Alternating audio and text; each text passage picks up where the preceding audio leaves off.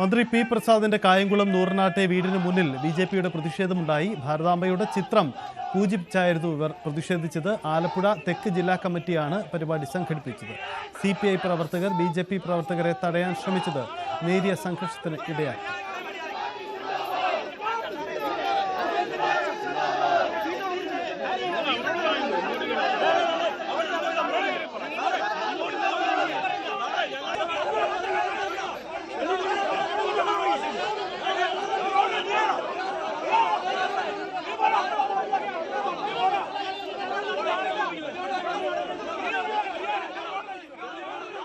അതിനിടെ ദേശീയ പതാക ഉയർത്തി മരം വയ്ക്കുന്ന പ്രതിഷേധ പരിപാടിക്ക് CPIയുടെ ആഹ്വാനമുണ്ട്. ആ പരിപാടി ഇന്ന് ആരംഭിച്ചു കഴിഞ്ഞു. ഭാരതാംബ എന്നാൽ ജനങ്ങളാണെന്ന് ജവഹർലാൽ നെഹ്റു പറഞ്ഞിട്ടുണ്ടെന്നാണ് ബിനോയ് വിശ്വം പറഞ്ഞത്.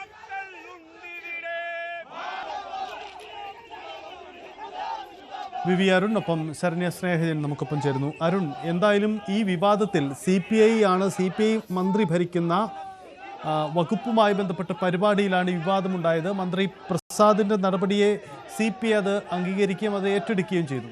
പിന്നാലെ ഇപ്പോൾ CPM കൂടി തങ്ങൾക്കും ഇതേ നിലപാടെന്ന് പറയുകയാണ്. ഇത് പൊതുവിൽ മുന്നണിക്കകത്ത് മുഖ്യമന്ത്രി എന്തുകൊണ്ട് അഭിപ്രായം പറഞ്ഞിരുന്നില്ല തുടങ്ങിയ ചോദ്യങ്ങളൊക്കെ പ്രതിപക്ഷം ഉന്നയിക്കുന്നുണ്ട്. എന്തായാലും CPM കൂടി ഗവർണർക്കെതിരെ ശക്തമായ രംഗത്ത് വരികയാണ്.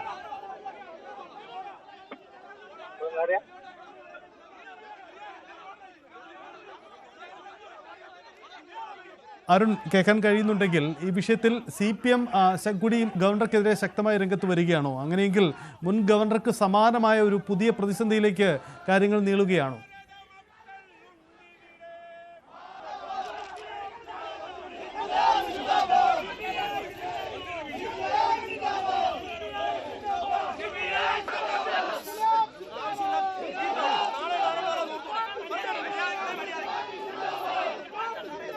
അരുൺ, കേൾക്കാൻ കഴിയുന്നുണ്ടോ? അരുൺ, ഈ വിഷയത്തിൽ CPM കൂടി നിലപാട് വ്യക്തമാക്കിയാണ്. ആരിഫ് മുഹമ്മദ് ഖാൻ മുൻ ഗവർണർക്ക് കാലത്ത് സമാനമായ രീതിയിലുള്ള ഏറ്റുമുട്ടലിലേക്ക് ഗവർണർ സർക്കാർ പോലും മാറുമോ?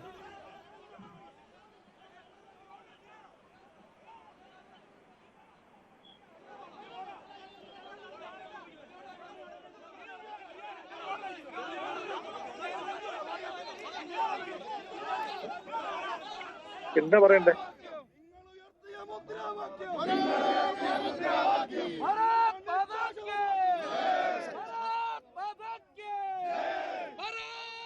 മന്ത്രി പി പ്രസാദിന്റെ വീടിന് മുന്നിൽ ശക്തമായ പ്രതിഷേധമാണ് നടക്കുന്നത്. അവിടെ RSS ഉപയോഗിക്കുന്ന ഭാരതാംബയുടെ ചിത്രം അത് വെച്ചുകൊണ്ടുള്ള പ്രതിഷേധ പരിപാടിയാണ് നടക്കുന്നത്. ശരണ്യ സ്നേഹജൻ ചേരുന്നു. ശരണ്യ, എന്തായിരുന്നു അവിടുത്തെ നീക്കം? BJPയുടെ നീക്കത്തെ എങ്ങനെയാണ് CPI പ്രവർത്തകർ ചേർത്തത്? സജിത്ത്, ഇന്ന് രാവിലെയാണ് BJPയുടെ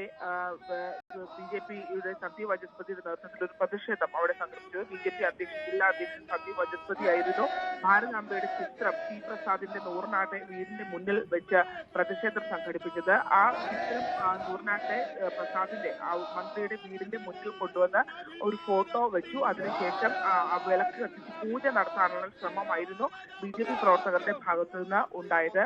രണ്ട് ഭാഗങ്ങളിലായി പ്രവർത്തകരും CPI പ്രവർത്തകരും സംഘടിച്ചതോടെ, അതായത് BJP പ്രവർത്തകരുടെ നീക്കത്തെ തടയുന്നതിനായി CPI പ്രവർത്തകരും കൂടി സംഘടിച്ചതോടുകൂടി അവിടെ ഒരു സംഘർഷ സമാനമായ സാഹചര്യം ഉണ്ടായിരുന്നു. നൂറുകണക്കിന് പോലീസുകാരാണ് ഈ സംഭവത്തിൽ മന്ത്രിയുടെ വീടിന് ചുറ്റും ഉണ്ടായിരുന്നത്. തുടർന്ന് ഇരു വിഭാഗങ്ങളും തമ്മിൽ ഉന്തും തള്ളും സംഘർഷവും ഒക്കെ ഉണ്ടായെങ്കിൽ പോലും പിന്നീട് പോലീസ് ഇടപെടലിനെ തുടർന്ന് അത്തരത്തിലൊരു വിളക്ക് കത്തിക്കുന്നതിനുള്ള അനുമതി നൽകുകയായിരുന്നു. വീടിന്റെ മുന്നിൽ ആ ചിത്രം വെച്ച്, ഒപ്പം തന്നെ ഭാരതാംബയുടെ ചിത്രം വെച്ച് അവിടെ ഒരു വിളക്ക് കത്തിച്ചതിന് ശേഷമാണ് BJP പ്രവർത്തകർ പിരിഞ്ഞു പോയത്. സംഘർഷ സമാനമായ ഒരു സാഹചര്യം ഉണ്ടായിരുന്നു എന്നുള്ളത് തന്നെ പറയാം. കാരണം ഇരു രാഷ്ട്രീയ പാർട്ടികളുടെയും കൊടികളുമായി രണ്ട് ഭാഗത്തായി പ്രവർത്തകർ അണിനിരക്കുന്ന ഒരു സാഹചര്യമാണ് ഉണ്ടായിരുന്നത്. എന്തായാലും പോലീസ് ഇടപെടലിനെ തുടർന്ന് അത്തരമൊരു ആദ്യഘട്ടത്തിൽ ഒരു സംഘർഷസമാനമായ സാഹചര്യം ഉണ്ടായിരുന്നെങ്കിലും പിന്നീട് അത്തരം കാര്യങ്ങൾക്ക് അയവുവെത്തുകയും പോലീസ് ഇടപെട്ട് ഒരു ചർച്ച നടത്തുകയുമായിരുന്നു. അങ്ങനെ പി പ്രസാദിന്റെ വീടിന്റെ മുന്നിലുള്ള റോഡിൽ വെച്ചാണ് സന്ദീപ് വാചസ്പതിയുടെ നേതൃത്വത്തിൽ അത്തരത്തിൽ അവിടെ ഈ ചിത്രത്തിന് മുന്നിൽ വിളക്ക് കത്തിക്കുകയും പ്രതീകാത്മകമായ ഒരു പൂജ സംഘടിപ്പിക്കുകയും ചെയ്തത്. സജിത്, അരുൺ കൂടി ചേരുന്നുണ്ട്. അരുൺ, എന്തായാലും CPM കൂടി ഈ വിഷയത്തിൽ നിലപാട് വ്യക്തമായി കഴിഞ്ഞു. ഇതുവരെ മുഖ്യമന്ത്രി എന്തുകൊണ്ട് പ്രതികരിക്കുന്നില്ല? മുഖ്യമന്ത്രി ഈ വിഷയത്തിൽ മൗനമാണ്. പി പ്രസാദിന്റെ നിലപാടിലേക്ക് വരാൻ മുഖ്യമന്ത്രിക്കും CPM-നും കഴിയുന്നില്ല എന്നതാണ്. ഇപ്പോൾ എന്തായാലും CPM നിലപാട് വ്യക്തമാക്കുന്നു. മുൻ ഗവർണർക്ക് സമാനമായ ഒരു ഏറ്റുമുട്ടലിലേക്ക് ഈ വിഷയം മാറുകയാണ്. തീർച്ചയായിട്ടും അങ്ങനെ തന്നെയാണ് മാറുന്നത്. CPM സംസ്ഥാന സെക്രട്ടറി ഇപ്പോൾ കൃത്യമായ നിലപാട് പറഞ്ഞു കഴിഞ്ഞു. CPM-ഉം CPI-യും ഈ വിഷയത്തിൽ പറയുന്നതിൽ രണ്ടഭിപ്രായമില്ല, രണ്ടും സമാന അഭിപ്രായമാണ്. CPM നേരത്തെ ഗവർണർ പദവി തന്നെ ആലങ്കാരികമാണ്, അനാവശ്യമാണ് നിലപാട് എടുത്തിട്ടുള്ള പാർട്ടിയാണ്. അത് ഇപ്പോൾ പറയുന്നില്ല എന്ന് മാത്രമാണ്. അതുകൊണ്ട് ആ നിലപാട് മാറിയെന്നില്ല, ഓരോ ഘട്ടത്തിൽ പറയേണ്ട കാര്യവുമില്ല. രാജ്ഭവനെ RSSന്റെ അല്ലെങ്കിൽ അത് രാഷ്ട്രീയ പ്രചരണ വേദിയാക്കി മാറ്റി, വർഗീയത പ്രചരിപ്പിക്കാനുള്ള വേദിയാക്കി മാറ്റി എന്ന ഗുരുതരമായ ആരോപണമാണ് ഇന്ന് CPM-ന്റെ സംസ്ഥാന സെക്രട്ടറി MV ഗോവിന്ദൻ ഉന്നയിച്ചിരിക്കുന്നത്. ഈ വിഷയത്തിൽ ശക്തമായ പ്രചരണത്തിന് തന്നെയാണ് CPM-ന്റെയും തീരുമാനം. CPM ഏതെങ്കിലും തരത്തിൽ വിട്ടുവീഴ്ചയോ അല്ലെങ്കിൽ വെല്ലപ്പോക്ക് നിലപാടോ ആണോ സ്വീകരിക്കുന്നത് എന്ന ചോദ്യവും MV ഗോവിന്ദനെ ഇന്ന് നമ്മൾ ചോദിച്ചു. അപ്പോൾ അതേപോലെ അങ്ങനെ എവിടെയാണ് ഞാൻ പറഞ്ഞതിൽ ഒരു വ്യത്യസ്ത അഭിപ്രായമുള്ളത്? ശക്തമായ നിലപാട് തന്നെയാണ് CPM-ന് ഉള്ളത്. ഗവർണർ പദവി അനാവശ്യ പദവി തന്നെയാണ്. വർഗീയതയ്ക്ക് വേണ്ടി രാജ്ഭവനെ ഉപയോഗിക്കുന്നതിനും ശക്തമായി തന്നെ എതിർക്കുമെന്നും CPM-ന്റെ സംസ്ഥാന സെക്രട്ടറി വ്യക്തമാക്കിയിട്ടുണ്ട്. സജിത്ത്, അതാണ് സാഹചര്യം. എന്തായാലും ഏറ്റുമുട്ടൽ അത് ആ തരത്തിലേക്ക് തന്നെ നീങ്ങുന്നു എന്നതാണ് സാഹചര്യം. ഈ വിഷയത്തിൽ സമാനമായ നീക്കങ്ങൾ ഉണ്ടാവുകയും ചെയ്യുന്നു. അരുൺ, മുഖ്യമന്ത്രി വരും ദിവസങ്ങളിൽ മലപ്പുറത്തെ നിലമ്പൂരിലെ തെരഞ്ഞെടുപ്പ് വേദികളിലേക്ക് വരികയാണ്. സ്വാഭാവികമായും ഈ ഗവർണർ സർക്കാർ ഏറ്റുമുട്ടൽ ഒരു വിഷയമായി മാറും. മുഖ്യമന്ത്രിയുടെ പ്രതികരണം വളരെ നിർണായകമാണ്. 13-ാം തീയതി മുതലാണ് മുഖ്യമന്ത്രി ഇവിടെ ഉള്ളത്. അദ്ദേഹത്തിൽ ഈ വിഷയം ഉയർത്തുമോ എന്ന കാര്യത്തിൽ വ്യക്തത വരേണ്ടതുണ്ട്. ഏതായാലും നേരത്തെ ഗുരുമൂർത്തിയുടെ പ്രഭാഷണം രാജ്ഭവനിൽ നടന്നതിനെ പറ്റിയുള്ള വിവാദങ്ങൾക്ക് മുഖ്യമന്ത്രി ഗവർണർ തള്ളിപ്പറഞ്ഞു തന്നെയാണ് രംഗത്ത് വന്നത്. അതുകൊണ്ട് തന്നെ ഈ വിഷയത്തിൽ അദ്ദേഹം സമാന നിലപാട് സ്വീകരിക്കാനാണ് സാധ്യത. എങ്കിലും ഈ മുഖ്യമന്ത്രി ഗവർണറുമായുള്ള അത്ര ഒരു തുറന്ന പോരിനെ ഈ ഘട്ടത്തിൽ തയ്യാറാകുമോ എന്ന കാര്യത്തിൽ കുറച്ചുകൂടി വ്യക്തത വരേണ്ടതുമുണ്ട്. പ്രത്യേകിച്ചും ചില വെല്ലുകളൊക്കെ ഇപ്പോഴും ഗവർണർ പിടിച്ചു വച്ചിരിക്കുകയാണ്. അതിലൊരു അനുകൂല തീരുമാനം ഉണ്ടായിട്ടില്ല. രാജേന്ദ്ര വിശ്വനാഥ് അർലേക്കർ ഗവർണറെ വന്ന ശേഷം സർക്കാർ നിലപാട് ഗവർണർമാർ ഏറ്റുമുട്ടലിന് പോണ്ട, അല്ലാതെ സമവായ വാദങ്ങളുടെ മുന്നോട്ട് പോകാം എന്നുള്ളതായിരുന്നു. പക്ഷേ അത് മറികടന്നുള്ള നീക്കത്തിലേക്കാണ് ഇപ്പോൾ കാര്യങ്ങൾ പോകുന്നത്. CPI-യുടെ കടുത്ത എതിർപ്പ്, അവരുടെ ഒരു ക്യാമ്പയിൻ തന്നെ ഗവർണർക്ക് ആരംഭിച്ചിരിക്കുന്നു. CPM-ന്റെ സംസ്ഥാന സെക്രട്ടറിയും കടുത്ത ഭാഷയിൽ ഇപ്പോൾ ഗവർണർക്കെതിരെ രംഗത്ത് വന്നു. ആ ബന്ധം കൂടുതൽ മോശമാവുകയാണ്. സ്വാഭാവികമായും നിലമ്പൂർ പോലുള്ള ന്യൂനപക്ഷ സ്വാധീന മേഖലയായ മണ്ഡലത്തിൽ ഗവർണർ രാജ്ഭവനെ ഉപയോഗിച്ചുകൊണ്ട് RSSന്റെ അജണ്ട നടപ്പാക്കാൻ ശ്രമിക്കുന്നു എന്ന ആരോപണം ഉയർത്തിയ അത് ഗുണം ചെയ്യുമെന്ന വിലയിരുത്തൽ CPM-നുണ്ട്. അതുകൊണ്ട് മുഖ്യമന്ത്രി ആ വിഷയം പ്രതിപാദിച്ചു പോകാൻ തന്നെയാണ് സാധ്യത. യെസ്, അരുണിലേക്ക് വരാം. ഇപ്പോൾ സന്ദീപ് വാചസ്പതി നമുക്കൊപ്പം ചേരുന്നു. ആലപ്പുഴയുടെ BJP അധ്യക്ഷൻ നമുക്കൊപ്പം ചേരുന്നു. സന്ദീപ്, ഈ വിഷയത്തിൽ പ്രസാദിനെതിരെ ശക്തമായ പ്രതിഷേധം ഇന്നലെയും ഇന്നുമൊക്കെയായി BJP നടത്തുന്നുണ്ട്. എന്താണ് നിങ്ങൾ നടത്താൻ പോകുന്ന തുടർ നീക്കങ്ങൾ? ഇക്കാര്യത്തിൽ CPM കൂടി നിലപാട് വ്യക്തമാക്കി കഴിഞ്ഞു. ഗവർണർ രാഷ്ട്രീയം കളിക്കുന്നു. അല്ല, ഇതിനകത്ത് ഭാരതീയ ജനതാ പാർട്ടി ഇന്ന് ആലപ്പുഴ ജില്ലാ കമ്മിറ്റിയുടെ നേതൃത്വത്തിലെ മന്ത്രി പ്രസാദിന്റെ നൂർനാട് വീടിന് മുൻപിൽ നടത്തിയത് ഒരു പ്രതിഷേധം ആയിരുന്നില്ല. മറിച്ച് ഈ ഭാരതമാതാവിനെ സ്നേഹിക്കുന്ന ജനങ്ങൾ എത്രമാത്രമുണ്ട് ഈ നാട്ടിൽ. കാരണം മന്ത്രി പ്രസാദ് എന്നുള്ളത് ഈ നാട്ടിലെ ഭാരതമാതാവിനെ എതിർക്കുന്നവരുടെ മന്ത്രിയാണോ ഭാരതമാതാവിനെ അംഗീകരിക്കുന്നവരുടെ മന്ത്രിയാണോ എന്നുകൂടി ജനങ്ങൾക്ക് അറിയേണ്ടതുണ്ടല്ലോ. അപ്പൊ സ്വാഭാവികമായും മന്ത്രിയുടെ ഭാഗത്ത് നിന്ന് ഭാരതാംബയെ അവഹേളിക്കുന്ന ഒരു നിലപാടുണ്ടായപ്പോൾ അതിനെതിരായ ദേശസ്നേഹികൾ എങ്ങനെയാണ് ഞങ്ങൾ ഭാരതമാതാവിനെ കാണുന്നത്, ഞങ്ങളുടെ വികാരം എന്താണ് ഭാരതാംബയോട് എന്ന് കാണിച്ചു കൊടുക്കുന്നതിനുള്ള ഒരു പരിപാടിയാണ് ഭാരത് മാതാ പൂജ എന്ന പേരിൽ ഇന്ന് അവിടെ സംഘടിപ്പിച്ചത്. പക്ഷേ അതിനിടയിലേക്ക് ചില CPI-യുടെ പ്രവർത്തകന്മാർ കടന്നു കയറി അത് അലങ്കോലമാക്കാൻ ഒരു ശ്രമമൊക്കെ നടത്തി. പക്ഷെ അത് നടന്നില്ല. അവിടെ പരിപാടികൾ വിജയകരമായി നടന്നു. എങ്കിൽ പോലും ഇത്തരത്തിലുള്ള പരിപാടികൾ വീണ്ടും വികലമാക്കുന്നുള്ള ഇടതുപക്ഷത്തിന്റെ ശ്രമം തീർത്തും അപലപനീയമാണ്. ഇത്തരത്തിലുള്ള ഒരു നിലപാട് അവർ സ്വീകരിക്കാൻ പാടില്ല. കാരണം ഭാരതീയ ജനതാ പാർട്ടി ആരെയെങ്കിലും വ്യക്തിപരമായി അവഹേളിക്കാനോ അധിക്ഷേപിക്കാനോ ഒന്നുമായിരുന്നില്ല. വന്ദേമാതര ഗാനം പാടി ഭാരത് മാതാവിന്റെ ചിത്രം വെച്ച് പുഷ്പാർച്ചന നടത്തുന്നതിൽ എന്തിനാണ് ഇടതുപക്ഷത്തിന് ഇത്ര ഹാലിളകുന്നത് എന്ന് നമുക്ക് മനസ്സിലാകുന്നില്ല. ശരി സന്ദീപ്, പക്ഷേ നിങ്ങൾ എടുക്കുന്ന നിലപാടിനേക്കാൾ അല്പൂടി വ്യക്തതയുള്ള നിലപാട് ഇക്കാര്യത്തിൽ CPI സ്വീകരിച്ചിട്ടില്ലേ? കാരണം ദേശീയ പതാകയാണ് ഇന്ത്യൻ ദേശീയതയുടെ പ്രതീകം. അതുകൊണ്ട് അവിടെയാണ് നമ്മൾ കൂടുതൽ ആദരിക്കേണ്ടത്, മറ്റു വിവാദങ്ങളിലേക്ക് പോകേണ്ടതില്ല എന്ന CPIയുടെ ഒരു ക്യാമ്പയിൻ ഇന്ന് തന്നെ നടക്കുകയാണ്. കൂടുതൽ വ്യക്തത CPIയുടെ നിലപാടിനല്ലേ ഉള്ളത്? അല്ല, ഒരിക്കലും നമുക്ക് അങ്ങനെ പറയാൻ പറ്റില്ല. കാരണം അത് CPIയുടെ പരിമിതമായ രാഷ്ട്രീയ ബോധ്യത്തിൽ നിന്നുണ്ടായ നിലപാടാണ് അത്. CPIയും CPIM-ഉം, കാരണം CPI പിളർന്നാണല്ലോ CPIM ഉണ്ടാകുന്നത്. CPI ഈ ഭാരതത്തിൽ രൂപം കൊണ്ടത് 1925-ലാണ്. അപ്പൊ 1925 മുതൽ 1960 വരെയുള്ള കാലഘട്ടത്തിലും നാം ഈ സംസാരിക്കുന്ന 2025 കാലഘട്ടത്തിലും അവർ ഭാരതം എന്ന സങ്കല്പത്തെ അംഗീകരിക്കുന്നുണ്ടോ എന്നതാണ് ആദ്യ ചോദ്യം. ദേശം, ദേശീയത എന്നീ സങ്കല്പത്തെ അംഗീകരിക്കാത്ത ഒരു പ്രസ്ഥാനത്തിന് എവിടെ നിന്നാണ് ദേശീയ പതാക എന്ന സങ്കല്പം ഉണ്ടാകുന്നത്? അല്ല, അത് CPM-ന്റെ നിലപാടല്ലേ? CPI ഇക്കാര്യത്തിൽ കൃത്യമായ നിലപാടുണ്ടല്ലോ. അല്ലല്ല, CPI-യുടെ നിലപാടാണ് അതായത് 1947 രാജ്യത്തിന് സ്വാതന്ത്ര്യം കിട്ടിയപ്പോൾ അന്നത്തെ CPI-യുടെ സെക്രട്ടറി ആയിരുന്ന PC ജോഷി അതിനുശേഷം കാലം മാറി. CPI ഇപ്പോൾ നമ്മുടെ സ്വാതന്ത്ര്യ ദിനം ആഘോഷിക്കുന്നു. അവർ പാർട്ടി ഓഫീസിന് മുന്നിൽ ദേശീയ പതാക ഉയർത്തുന്നു. അത് CPI കുറെ വർഷങ്ങളായി അത് ആ രീതി ശീലിച്ചു വരികയാണ്. അതുകൊണ്ട് CPIക്ക് അക്കാര്യത്തിൽ ഒരു വ്യക്തമായ നിലപാടില്ലേ? അല്ല, അതാ ഞാൻ പറഞ്ഞു, ഇന്നൊരു ദേശത്തെയോ ദേശീയതയോ അംഗീകരിച്ചിട്ടില്ല. ദേശീയതയോ ദേശീയ പതാകയോ ഈ രാഷ്ട്രം എന്ന സങ്കല്പത്തെ അവർ അംഗീകരിക്കുന്നില്ലല്ലോ. ഈ രാഷ്ട്രത്തെ 16 കഷണമാക്കണമെന്നായിരുന്നല്ലോ അവരുടെ പ്രമേയം. അങ്ങനെയുള്ളവര് ഇന്ന് രാഷ്ട്രീയ നേട്ടത്തിന് വേണ്ടി വീണ്ടും ഈ രാജ്യത്തെ ഒറ്റുകൊടുക്കാനിരിക്കുന്ന ജമാഅത്തെ ഇസ്ലാമിയുടെയും SDP-യുടെയും പിന്തുണ സ്വീകരിച്ചാൽ എവിടെ നിന്നെങ്കിലും 4 വോട്ട് കിട്ടുമെന്ന ഒരു വികാരം മാത്രമാണ് അവരെ നയിക്കുന്നത്. അതാണ് പി പ്രസാദിനെ നയിക്കുന്നത്. കാര്യം പ്രസാദ് കഴിഞ്ഞ കുറെ കാലങ്ങളായ ആലപ്പുഴ ജില്ലയിലുള്ള SDP നേതാക്കന്മാരുടെ അതിനകത്ത് അവരുടെ പാർട്ടിക്കകത്ത് തന്നെ വിമർശമുണ്ട്. CPI പ്രസാദിന്റെ SDP അനുകൂല നിലപാട് മുസ്ലിം തീവ്രവാദികളെ അകമഴിഞ്ഞ് പ്രോത്സാഹിപ്പിക്കുന്ന ഒരു നിലപാട് അദ്ദേഹം സ്വീകരിക്കുന്നുണ്ട്. അതിനെതിരെ മുന്നണിയിലും പാർട്ടിയിലും വലിയ ശക്തമായ പ്രതിഷേധം ഉണ്ടായിട്ടുണ്ട്.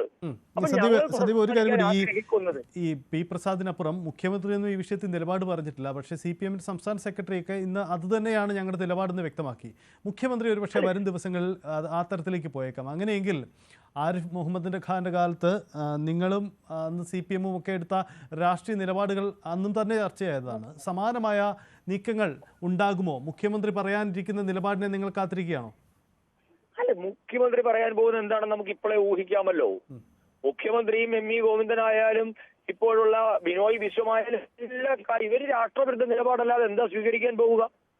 ഏതെങ്കിലും തരത്തിൽ ഞാൻ ചോദിക്കുന്നത്, ഈ നാട്ടിൽ എത്രയേറെ ദേശീയമായ നിലപാടുകൾ സ്വീകരിക്കാൻ പറ്റിയ സാഹചര്യങ്ങൾ ഉണ്ടായി? എപ്പോഴെങ്കിലും ഒരു ദേശാനുകൂല സന്ദീപിലേക്ക് ഞാൻ വരാം. ഇപ്പോൾ P സന്തോഷ് കുമാർ MP രാജ്യസഭയിലെ CPIയുടെ കക്ഷി നേതാവ് കൂടിയാണ്. ശ്രീ P സന്തോഷ് കുമാർ, മന്ത്രി P പ്രസാദിന് ജമാഅത്തെ ഇസ്ലാമിയുമായും തീവ്രവാദ വിഭാഗങ്ങളുമായി ബന്ധമുണ്ട് എന്ന വലിയ ആരോപണം പോലും BJP ഉന്നയിക്കുന്നുണ്ട്. അതിൻ്റെ ഭാഗമായിട്ടാണ് മന്ത്രി ഇങ്ങനെ നീക്കം നടത്തിയെന്നാണ്. ഇന്ന് വീടിന് മുന്നിൽ BJPയുടെ വലിയ പ്രതിഷേധമാണ് നടന്നത്. നിങ്ങൾ എങ്ങനെ ചെറുക്കും? അല്ല, പിന്നെ ഒന്നാമത്തെ കാര്യം, നമ്മൾ എന്താ ഞാൻ പറയാ, ഒരുപാട് സമയം കളയാനില്ല ഈ മാതിരി കാര്യങ്ങളിൽ പ്രതികരിച്ചിട്ട്. മന്ത്രി ഓഫീസ് ഒരു പൊതുസ്ഥലമാണ്. ഇനി അതിന്റെ നടത്തിപ്പുകാർക്ക് വല്ല ജമാഅത്തെ ഇസ്ലാമി ബന്ധവും മന്ത്രിക്കുണ്ടെന്ന് തോന്നുകയാണെന്ന് വെച്ചാൽ ഇവർക്ക് കുറെ സംവിധാനങ്ങളുണ്ടല്ലോ. കൈക്കൂലി വാങ്ങിക്കുന്ന ആളുകളൊക്കെ ആണെങ്കിലും ED, മറ്റേ എൻഫോഴ്സ്മെന്റ്, അതിന് പുറമെ IB, ഈ മാതിരി കുറെ സംവിധാനങ്ങളൊക്കെ ഉണ്ട്. അതൊക്കെ വെച്ചൊന്ന് അന്വേഷിച്ചിട്ട് കണ്ടുപിടിക്കട്ടെ. പെട്ടെന്നൊരു ജമാഅത്തെ ഇസ്ലാമി ബന്ധം എങ്ങനെ വന്നു എന്നൊക്കെ അരിയാഹാരം കഴിക്കുന്ന ആളുകൾക്ക് ഊഹിക്കാൻ പറ്റും. ഇതിനകത്ത് വേറെ വലിയ കാര്യങ്ങളൊന്നുമില്ല. ഇന്ത്യയിലെ മറ്റൊരു ഈ ആരിഫ് മുഹമ്മദ് ഖാൻ നേരത്തെ അവിടെ രാജ്ഭവനിൽ ഇരുന്നല്ലോ. അപ്പൊ ഈ ഭാരതാംബയുടെ ചിത്രം അവിടെ ഉണ്ടായിരുന്നു. ഇന്ത്യയിൽ എത്ര രാജ്ഭവനുകളിൽ ഈ ഭാരതാംബയുടെ ചിത്രമുണ്ട്? നമ്മള് എല്ലാ എയർപോർട്ടിലും പോകുമ്പോൾ നിങ്ങൾക്കറിയാം, പൊതുസ്ഥലങ്ങളിൽ പോകുമ്പോൾ അറിയാം, രാഷ്ട്രപതി, പ്രധാനമന്ത്രി ഒക്കെ ഫോട്ടോ വെക്കും, ദേശീയ പതാക ഉണ്ടാവും. അങ്ങനെ നമ്മുടെ അംഗീകരിക്കപ്പെട്ടിരിക്കുന്ന കുറച്ച് കാര്യങ്ങളുണ്ട് പൊതുസ്ഥലങ്ങളിലുള്ളത്. പിന്നെ ഈ ഗവർണർക്ക് മൂപ്പരുടെ RSS രാഷ്ട്രീയത്തിന്റെ ഭാഗമായിട്ട് ഒരു കാര്യം അവിടെ നടപ്പാക്കണം തോന്നിയാൽ അത് അംഗീകരിച്ചു കൊടുക്കാൻ മനസ്സില്ല എന്നുള്ളതാണ് ഇതിന്റെ ലളിതമായിരിക്കുന്ന കാര്യം. ഭാരതാംബ എന്ന് പറയുന്ന ആ സങ്കല്പത്തിനൊന്നും ഇവിടെ ആ നിലയിൽ ആരും എതിർക്കുന്നില്ല. പക്ഷെ ഇവരുണ്ടാക്കുന്ന RSSന്റെ കാവിക്കൊടി പിടിക്കുന്ന പ്രത്യേക ഭൂപടമുള്ള ഒന്നല്ല എന്നുള്ളതാണ് ഏറ്റവും പ്രധാനപ്പെട്ട പ്രശ്നം എന്ന് പറയുന്നത്. ഞങ്ങൾ ഈ കാര്യത്തിലൊക്കെ നിലപാട് വളരെ കൃത്യമായിട്ട് പറഞ്ഞ ആളുകളാണ്. ആ നിലപാട് തുടരും. പിന്നെ ഇനി ഓല് മാർച്ച് നടത്താമെങ്കിൽ മാർച്ച് നടത്തുക, കുറച്ച് കഴിയുമ്പോൾ പിരിഞ്ഞു പോയിക്കോളൂ, അത്ര മാത്രമേ ഉള്ളൂ. യെസ്, ഒരു കാര്യം കൂടി സന്തോഷ് കുമാർ, ഇക്കാര്യത്തിൽ മുഖ്യമന്ത്രി ഇതുവരെ അഭിപ്രായം പറഞ്ഞിട്ടില്ല. CPM ഈ വിഷയം അത്ര ഏറ്റെടുക്കുന്നില്ലെന്ന് തോന്നുന്നു. തെറ്റിദ്ധാരണ ഉണ്ടാക്കാൻ ശ്രമിക്കുന്നതാണ്.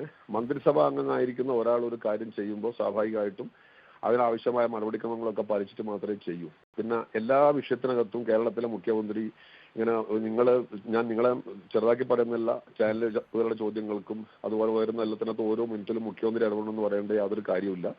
CPIക്കും CPMനും ഒക്കെ ഗവർണർ പദവി സംബന്ധിച്ച ഒരു നിലപാടുണ്ട്. CPI അത് വേണ്ടാന്ന് തന്നെ പറയുന്ന ഒരു പാർട്ടിയാണ്. അപ്പൊ അതുകൊണ്ട് സ്വാഭാവികമായിട്ടും ആ നിലപാട് ഞങ്ങൾ ഉയർത്തിപ്പിടിക്കുന്നു. രാജ്ഭവനെ RSSന്റെ ക്യാമ്പാക്കാൻ പറ്റില്ല എന്ന് പറയുന്നത് ഒരു ഉറച്ച നിലപാടാണ്. പ്രസാദിന്റെ വീട്ടിൽ CPI സമ്മേളനം നടത്തിയാൽ, മന്ത്രിസഭ സമ്മേളനം നടത്തിയാൽ നിങ്ങൾ എന്താ ചെയ്യാം?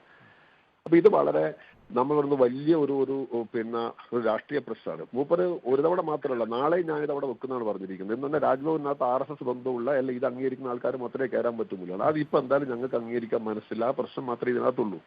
പിന്നെ മാർച്ചോ പ്രതിഷേധമോ പ്രകടനമോ എന്തോ നടത്തിക്കോട്ടെ, നടന്നുകൊണ്ടേ ഇരിക്കും. കുറച്ച് കഴിഞ്ഞാൽ നേരത്തെ പറഞ്ഞ പോലെ പിരിഞ്ഞു പോകും. ഇത് അത്രയേ ഉള്ളൂ.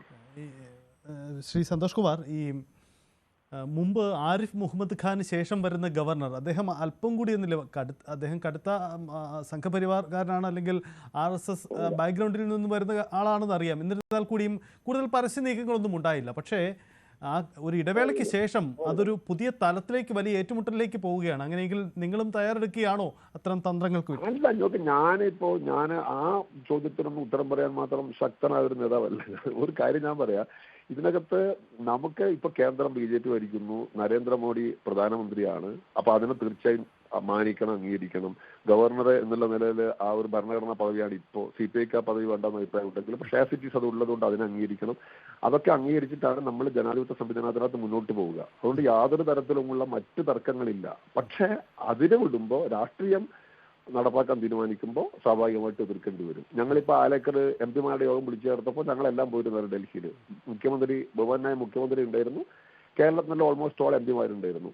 നല്ല ചർച്ച നടത്തി, കേരളത്തിന്റെ ആവശ്യങ്ങൾ ഞങ്ങൾ മുന്നോട്ട് വെച്ചു, കാര്യം പറഞ്ഞു. അത് RSS ആണെന്ന് നാട്ടുകാർക്കെല്ലാം അറിയാം, ഞങ്ങൾക്കും അറിയാം, ഞങ്ങളെ പൊളിറ്റിക്സ് അദ്ദേഹത്തിനും അറിയാം.